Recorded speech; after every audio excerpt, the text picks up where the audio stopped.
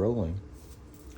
What's going on, y'all? It's your man Post Midnight, and welcome back to another installment of The Struggle is Meal, proving that even in the midst of the Trumpster fire, in this economic downturn, we can still eat really fucking well. You know what I'm saying? It's all about shopping smart and having a few tricks up your sleeve. So today's episode is easy ass entertaining.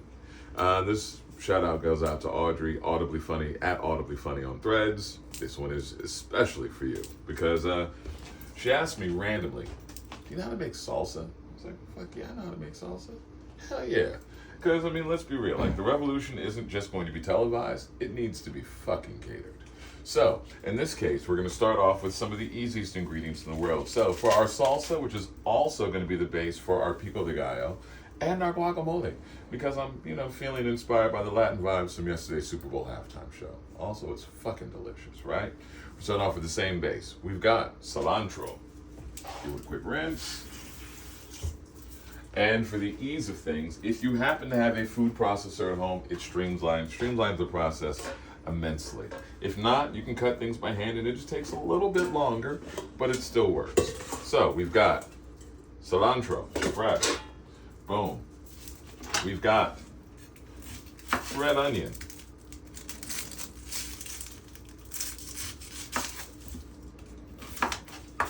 And the joy of the food processor is that it streamlines the process so significantly. We're probably going to get all this done. And well, we're going to get all of this done in less than 10 minutes. Because we're going to do, did I forget to mention that as an added bonus, outside of the pico, the guac, and the salsa, we're also going to get extra fancy and do a quick caprese salad. Sorry, homie. Trash happens. So we've got red onion, we've got cilantro, we're gonna add a little bit of jalapeno. This is where things get a little bit trickier. Not so much tricky, but a little more, I guess, intensive as far as knife work goes. Because if you're trying to control the heat level in your salsa or your pico de gallo, what you want to do is take the time to remove the seeds and the ribs, because in the seeds and in the ribs is where the heat tends to live. Now, my roomie doesn't like things quite as spicy as I do. And I'm saying all this now because he's holding the camera, and he knows that since he doesn't want to be on camera, I can say whatever the fuck I want to. Okay, fair. Well-placed middle finger. Anyways, I say that to say that we're going to split the difference today. Whereas I would probably go whole pepper for these, because it's not just me. We're going to do half de-seeded, half de-ribbed, and half as is. Then last but not least in this equation, we're going to finish it out with the one ingredient I didn't pull out of the fridge, although I should have, which is garlic. Now, garlic isn't necessarily a standard in most picos or salsas or such. There are enough other vibrant flavors that it's unnecessary, but I like a little extra zip. And of course, because I'm a slave to my garlic confit, I'm using that as opposed to fresh, but you can use garlic in whatever form you like. We're going to give it a quick sprinkle with a little bit of salt.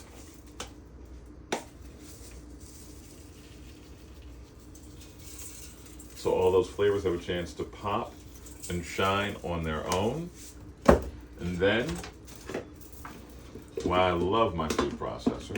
If you're wondering why my food processor looks like this, it's because I'm on a budget. I got my food processor from Temu.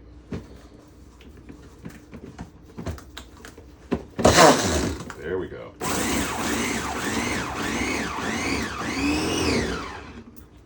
And just that quickly,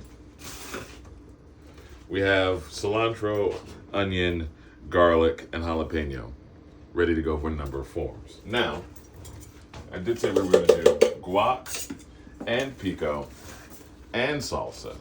And pico and salsa are very different. What we're going to do is we're going to divvy this up a few different ways, right? So that is for the, we'll say that's for the guac. And we're going to say this is for the pico. And the rest of this goodness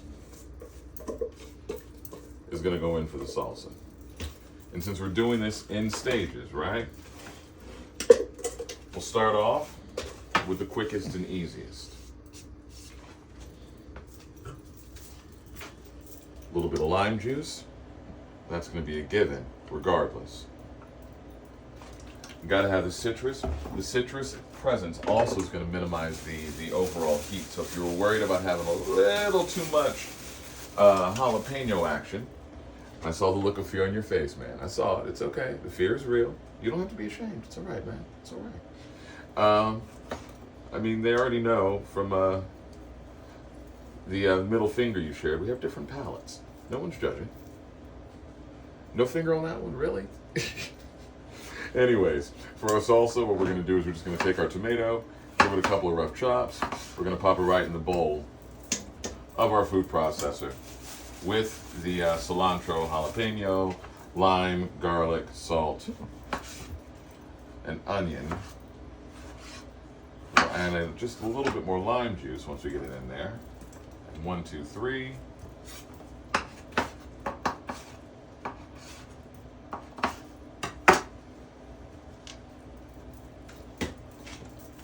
If you have fresh limes, by all means, do the fresh lime thing. I just happen to have lime juice instead. Also, if you want to make key lime pie, also remarkably easy and way cheaper than buying it. Maybe for the future. I do take suggestions, by the way. So if you watch the video and have something you'd like to know how to make in a more inexpensive manner, I'm your man.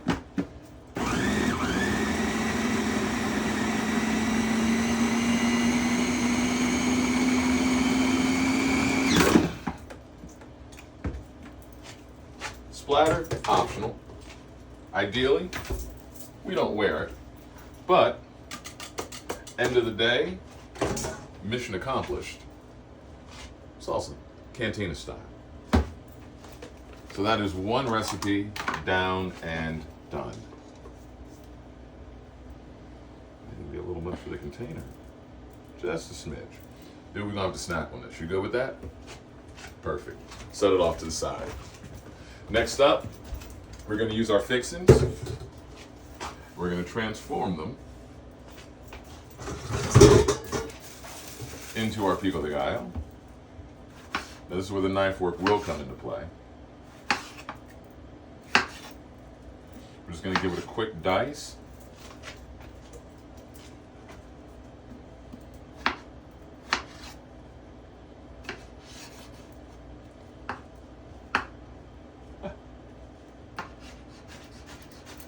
This is also my first time attempting to do an all-in-one video, so bear with me if I'm a little, I guess, jittery. I feel nerves. Today's been a good day on Threads. Someone said I was like a lovable content creator they wanted to highlight, and I've only been doing content for a very short period of time, so it feels like maybe I should keep doing this shit. If you do like the videos, of course, please subscribe, follow, all that kind of good stuff. I think it's the first time I've said it, and it feels a little weird. Don't judge me. Anyways, pico de gallo and when I make guac, they're very similar recipes. So what we got right here, boom, tomato, quickly diced. And I'm moving quickly not just because I said it was easy ass entertaining, but also because my roommate just got home from work not long ago, and he looks like he's still hungry. And there are tortilla chips vying for this attention. So,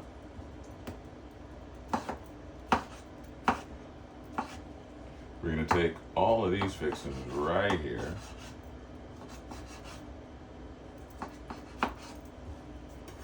And we will fold all of this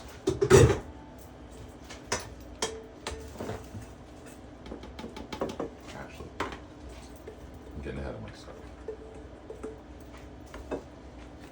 No, I'm not.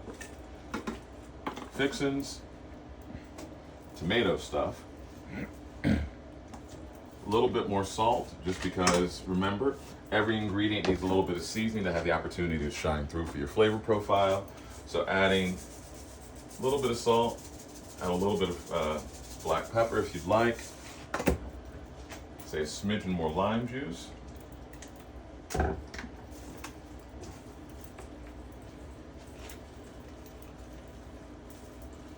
And that, in a nutshell, is a quick and easy pico de gallo. Now, when I'm making my guacamole, as basic as it sounds, is I like to fold my pico into some smashed up avocado and call it a day. So all we're gonna do now to take our base. We will fold that extra bit of cilantro and onion in because avocado, while it is a great ingredient, also doesn't have a ton of flavor on its own. Like, it needs something to, to kind of bolster it. So as we smash up our avocado, or aguacate, that's pretty much the extent of my Spanish. As I joked in an earlier video, I literally only know enough Spanish to basically get my ass kicked. So I'm not going to attempt much more. Anything else will definitely get me banned from most streaming services. Grab a spoon. The easiest way to get out the flesh, the pulp of the avocado. Also, life hack. Since we are creeping up on our next major sporting events of March Madness, and then sometime after that, we've got Cinco de Mayo. If you decide you want to host an event and do something easily, getting the avocados when they're not in high demand, like right before Cinco de Mayo, means you'll get them cheaper. And if you store them in the fridge, in the drawer next to your other produce, they will actually ripen much, much more slowly. So you can have avocados super cheap in bulk for whatever you want. And if you really need them faster, just pull one out the fridge and let it sit for a day. You can also use the oven to speed ripen them, but the flavor goes quickly. Ain't nobody want that. Ain't nobody got time for that. Instead, I'm just gonna grab my potato masher. If it wants to leave, no, it doesn't want to leave, but it doesn't matter because I'm gonna use it anyways. You also may want to have less culinary tools than I do. All right, we got it.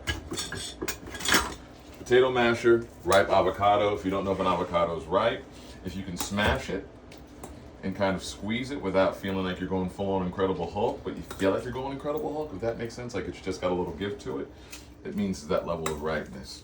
You can see from the green, which I'm going to show you in a second, the consistency and the color that we're looking for. Because anything that starts to take on that weird, funky, kind of Oscar the Grouch green, you don't want to use that. So, avocado, extra bit of cilantro, lime juice, onion, jalapeno, and garlic. And then for just a little bit more texture, boom, a bit of our pico de gallo. And so now,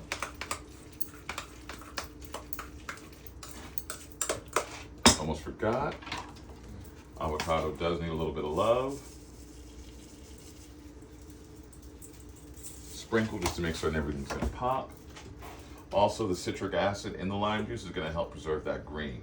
When you're storing your guacamole, if you don't eat it all in one shot, which very rarely happens unless you make enough for an army, which I do tend to do, the more, the closer you have a plastic wrap to the surface will prevent the oxidizing, meaning it's gonna stay the pretty green longer.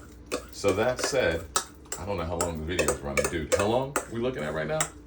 13 minutes. Okay, 13 minutes for 3 appetizers. Not bad. And then we'll finish it out with the quick and easy caprese salad. One more rinse. Hey.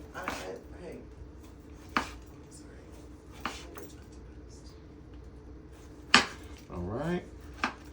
The caprese salad, the appetizer that is standard at most Italian restaurants. As you already know, is super simple. Sliced tomato, sliced mozzarella, fresh basil, and balsamic vinegar. So let's see. Guac, salsa, pico, and then we'll bring it on home.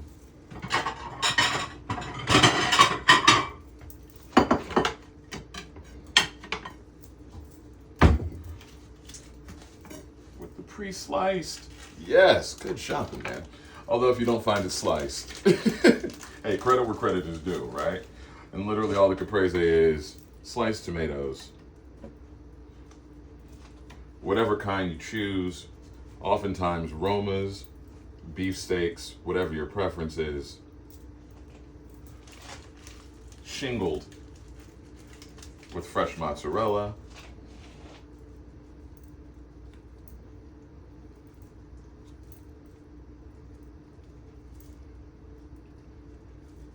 some fresh basil. Sprinkle of sea salt or kosher salt. And a drizzle of whatever balsamic you might happen to have around. Rule of thumb is generally that the best balsamic you can get is going to be thicker, older, looks really syrupy. But if that's not available, that is absolutely all right, because ultimately you just want the flavor. Again, depending on the type of dish, depends on the quality of the balsamic you want to get. But for the strugglers' meal purposes, we're going to work with what we've got or what's available at the ready, like at the, handy dandy, nearby friendly neighborhood grocery store. So boom, boom, boom.